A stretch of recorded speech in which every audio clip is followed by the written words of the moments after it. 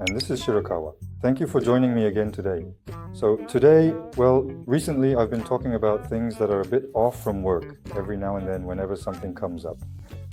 These days, there are a lot of sole proprietors working alone, right? My business is small too, but when people see us doing something together for nearly 50 years, they wonder, is that really fun? I guess it just looks different to them.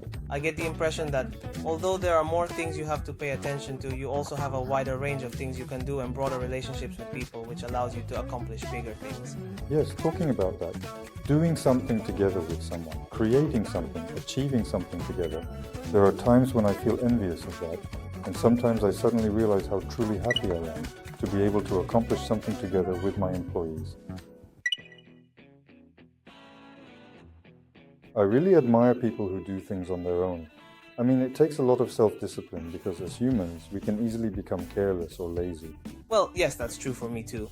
I also find it really hard to imagine doing something completely on my own. Every time I do something with someone else, or even when we have disagreements, I often feel happy about it. For me, it's the opposite. I was someone who didn't really belong to any organization. It's been exactly 7 years since I became independent. It's been so long. There are actually quite a few people around me who say they want to do things on their own, but I often wonder why those people can't go independent or even start something as a side job. One thing I've noticed is that a lot of people don't follow through on what they say they'll do. They make promises to themselves like, I want to do this, so I'll do it. But then they don't actually do it at all, without feeling bad about it. There are a lot of people who just leave their desire to do something as just a desire, and that's where it ends. It's like the difference between a wish and a goal. Yeah, that might be it. That's kind of how it is. Everyone has things they think would be nice to do or want to try, but they don't actually do them. In sales, for example, it's really easy to see, like when someone says, I'll make 10 million yen in sales this month, but as the end of the month approaches, they've only managed 2 million, and the people who don't hit their targets tend to keep missing them all year long, right? Meanwhile, there are others who do hit their targets. So, if you ask whether it's really impossible to achieve, but if someone said, I'll give you 1 million yen if you hit your target this month, I think most people would actually do it. They'd be able to do it for that 1 million yen. So when you talk about not being able to reach 10 million or even 100 million, I'm being a bit extreme here, it really comes down to the level of seriousness or how strongly you envision your goal. I think that's where the difference lies. Even within a company, that's the difference between people who can do it and those who can't. Of course, it's not just about money, though money is a big motivator. If you were told, you'll get 10 million yen if you do this, most people would work really hard for it, right? But it's not only about that. There are also people who are driven by a sense of mission. That's why I think humans are capable of achieving things. Whether you do it as an individual or as part of a company, being in a company means you can share the results you achieve, like hitting certain numbers or creating a product. There aren't that many opportunities like that, so in my case I actually feel a bit envious of that. But that's not necessarily the case, is it? There are also horizontal connections between individuals, or sometimes people from companies get involved too. You move forward together on a single project and see it through to completion, right? Well, that's true. But I think it's a bit different from belonging to the same organization, though there are probably some similarities. Still, since I've never been in that situation myself, I can't really say for sure. In my case, my work is client-based, so there are clients and I solve their problems or help them achieve their goals, and that's how I earn my fee. So, no matter how far I go, there's always this sense of the client, and maybe that's just something inside me, but even when working together on something, even when leaving that behind, back when I was a company employee, there was this sense of us among the employees or people within the same company, right? I see. On the other hand, it really is a tough world, isn't it? You're not allowed to slack off. Even though the people you're usually with might be your teammates or friends, you can't let yourself rely on them too much, right? I mean, if you do, you might end up depending on them more than you should. You can't let yourself do that. Like if you get sick or something suddenly happens, someone will cover for you, right? At a regular company, even if you take a day off, someone will usually handle things for you. I think that's actually a really good thing, but when it comes to doing website work, if you can't get it done, it becomes an issue of trust and even compensation. So in that case, you really have to step up and do your best. That's kind of how I see it. From the perspective of the person actually doing the work, you might say, no, it was my mistake, so I'll take responsibility. But in reality, you can't really take responsibility. In the end, it's your boss who has to apologize.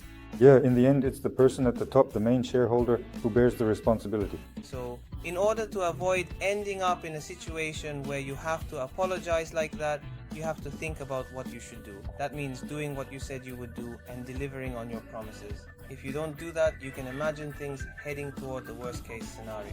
If you can really imagine that and build things up step by step, day by day, then after all, well, I think that's impressive, not just for independent freelancers, but for anyone. I think it's fine to go back if you want to.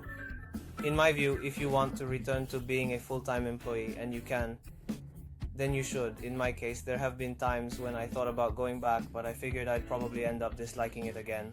I realized that having more free time makes me happier. Even with unstable income, I still feel happier that way, at least for myself.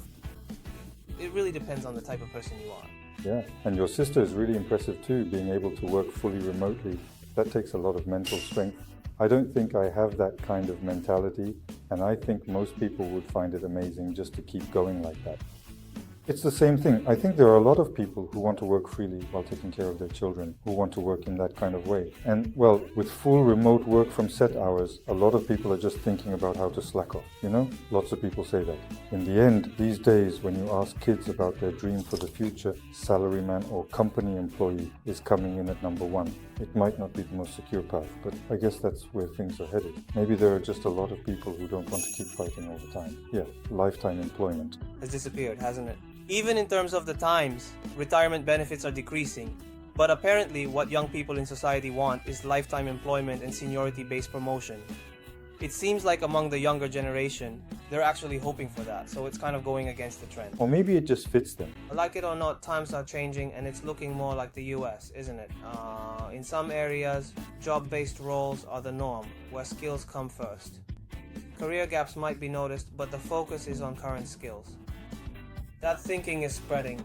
Since the world is changing, if you can't adapt, you'll struggle. History was kind of bleak, wasn't it? Nowadays, things like caring for family members have become more common. Even people who used to make videos, for example, now everyone can do it easily. So the number of rivals is increasing and the unit price is dropping. And now, with AI coming into play, if you can't keep fighting in this environment... We're living in times like that. So in the end, I feel like the skill to keep fighting is really just communication after all. Yeah, communication has always been a big deal, even back in the old days, right? That part hasn't changed, and in the end, I don't think sales will ever change either. When the flow of the times shifts dramatically, there will be people who get left behind, and there are still those who prefer the old ways. On the other hand, sometimes it might be better to find a place where it's easier to compete, even if it's somewhere others aren't fighting. I think there are pros and cons, but in the end, both sides are just wanting what they don't have.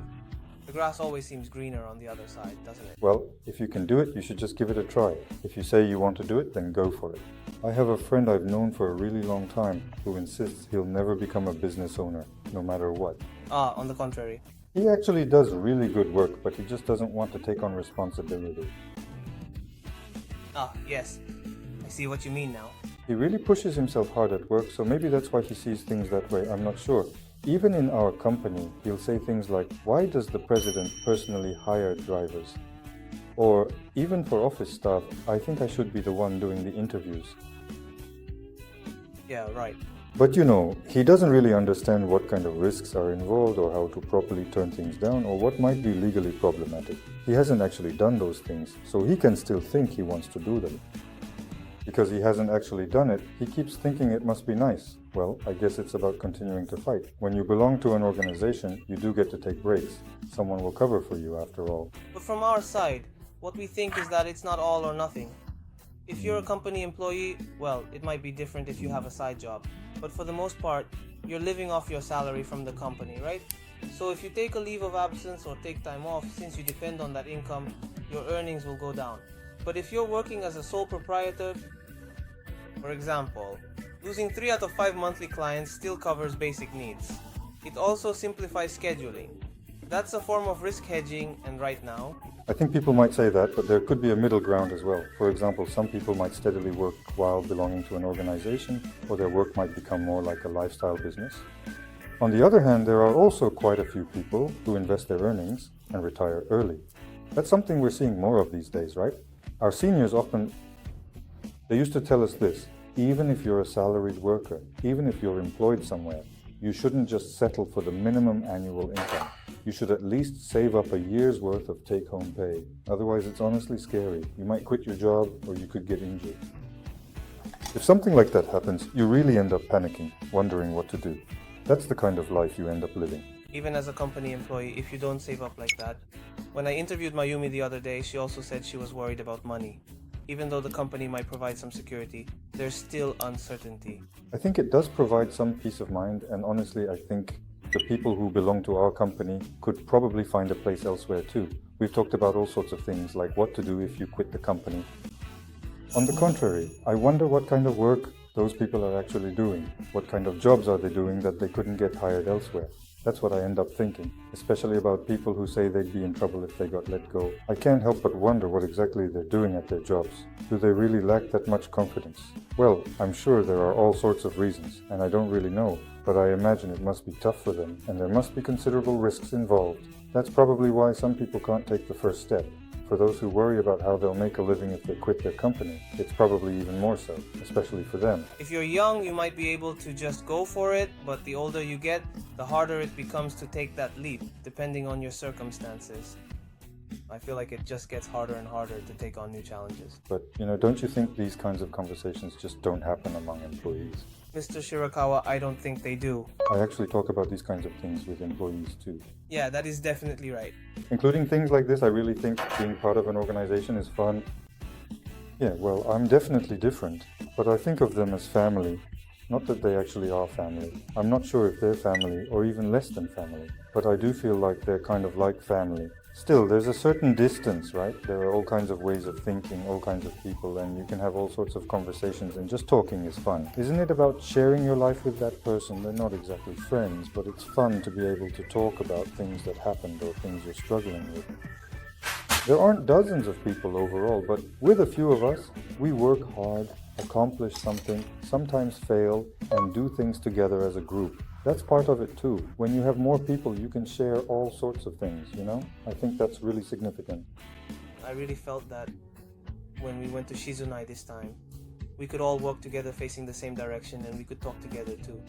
But of course, the opposite is also true. When there are more people, there are more differences of opinion, and there are probably people you don't get along with too. In a way, that might actually be a good thing too, yeah? You have to be with people you don't like.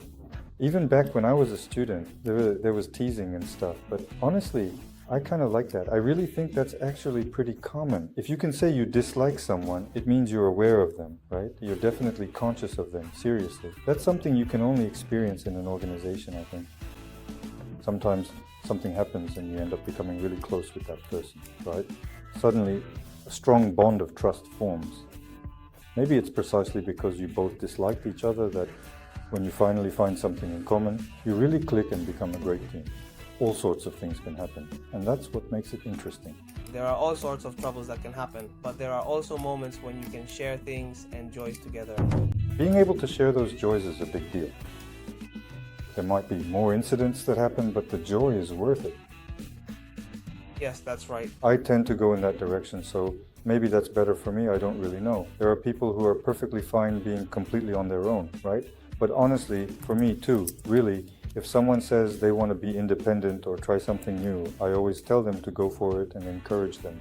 And even from now on, even someone like me can offer backup or advice, and sometimes I actually do. There are so many things you don't know, right? That's true. If you decide to do things on your own, you don't even know how to file your taxes. But somehow that's kind of nice too, isn't it? And when people who keep at it have things they want to try, and I tell them, why don't you stick around? And then a few years later they say things are going well. That makes me happy. Yeah, I think so too. To be completely honest with you, it is like they are not my biological family, but I really feel like they are family. Maybe I have ended up transforming them into my own special kind of family in a way. Ah, I see. So that's the kind of situation it is. There are so many different patterns, but in the end, the most important thing is that everyone involved is happy, right? Thanks for today. Thank you very much. Thank you for your support. At Onso, we are currently recruiting drivers. If you're interested, please check out our recruitment site or corporate website linked in the description, and we would love for you to apply.